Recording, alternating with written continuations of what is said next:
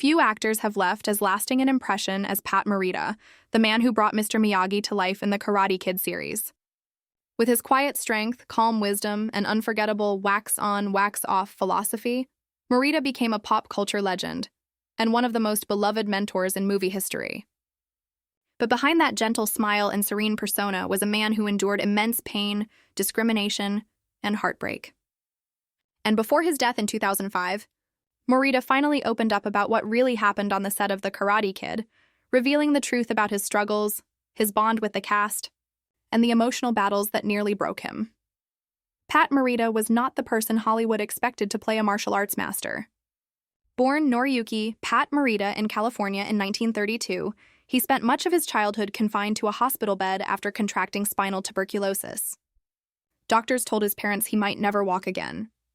But through sheer willpower, he recovered, only to face a new nightmare when World War II began.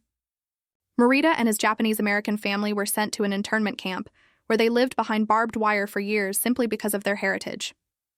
Those early experiences of pain and prejudice shaped Marita's quiet strength, the same kind that later defined Mr. Miyagi. By the time Marita landed the role that would change his life, he was already a familiar face on television. He had appeared on Happy Days as Arnold and in stand-up comedy clubs across the country. But when the Karate Kid casting began in 1983, few believed a comedian known for one-liners could handle the dramatic role of a wise martial arts mentor. Marita had to fight for the part, and even the studio didn't think he could do it. In fact, he was rejected multiple times before producers finally relented, after his heartfelt screen test brought everyone to tears. Years later, Marita would recall, "They didn't want me at first. They thought I was too funny, too American. But I told them, Miyagi isn't a joke. He's every father who never got to say goodbye." That emotional truth became the soul of his performance and won him an Academy Award nomination for Best Supporting Actor in 1985, but while the world saw a wise, peaceful mentor, behind the scenes, Marita was struggling deeply. He had long battled alcoholism, using humor and drink to numb the pain of past trauma and professional rejection. During filming, his castmates, especially young Ralph Macchio, noticed his inner turmoil. Pat was warm and loving, Macchio later said, but there was sadness in his eyes. He carried a lot of pain. Before his death, Marita revealed that the set of The Karate Kid became both his salvation and his greatest challenge. He loved Ralph Macchio like a son, and their off-screen bond mirrored the one between Miyagi and Daniel. "Ralph saved me in a way," Marita once confessed. "He reminded me what it was like to be needed, to matter." But he also admitted that his insecurities often made him doubt himself.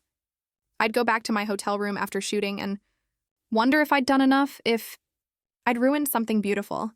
He also shared that the most emotional moment in the film, when Miyagi mourns his wife and child, came straight from his own heart. The scene wasn't in the original script in such depth. Marita suggested expanding it, saying, "We need to see his soul." That vulnerability turned it into one of the most powerful moments in 1980s cinema. What audiences didn't know was that Marita was channeling his own losses, including a painful divorce and the loneliness that came with fame. Marita confessed that the Karate Kid franchise brought him joy but also pressure. While fans saw him as a symbol of calm wisdom, Hollywood continued to stereotype him as the Asian mentor. He often lamented that no one saw the real man, the funny, flawed, tender soul behind the legend. "They called me Mr. Miyagi everywhere I went," he said. "But sometimes I just wanted to be Pat." In his final years, Marita struggled with declining health and continued battles with alcohol. But before his death in 2005 at age 73, he spoke lovingly about his time on The Karate Kid. "That set was family," he said. "It was the first time in my life I felt truly respected." He also revealed that the bond he shared with Ralph Macchio lasted until his final days. Macchio often called to check on him, and when Marita passed away, Macchio delivered a tearful tribute, calling him a second father. Perhaps the most heartbreaking truth Marita shared before his death was his regret over how his life unfolded. "I gave the world Miyagi," he said, "but I never learned to forgive myself for the rest." His words reflected a lifetime of struggle, of surviving internment, illness, and addiction, yet still managing to create something timeless and healing for others. Today, Nearly 40 years after the Karate Kid debuted, Pat Morita's spirit still lives on through every wax-on, wax-off lesson and every act of kindness inspired by Mr. Miyagi. Behind the smiles, the bow, and the wisdom was a man who had suffered deeply, yet gave everything he had to make others feel hope. Before his death, Pat Morita didn't just confess what happened on the Karate Kid set.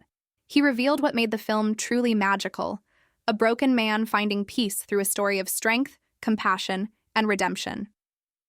And that truth remains as powerful today as it was when Miyagi first said, "It's okay to lose to opponent, must not lose to fear."